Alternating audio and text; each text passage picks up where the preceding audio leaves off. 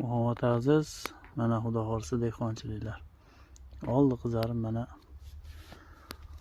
bozorga harakatdamiz.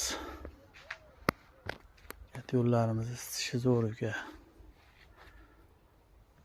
Qishda sovuq kunlarda qiynalmay chiqardik mana.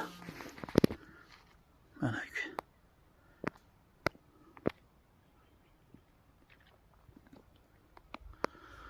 Hozirgi kunda mana kat yo'lda xudo xolasa o birinchi kes bo'lsa, o ikkinchi kes. Mana bu uchinchi kes mana. O 4, mana 5. Mana 6, o tepada 7. Bugun xudo xolasa kesdik buni.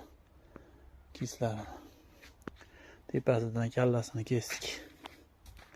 Mana uka. Hammasi zo'r, Xudoga shukr.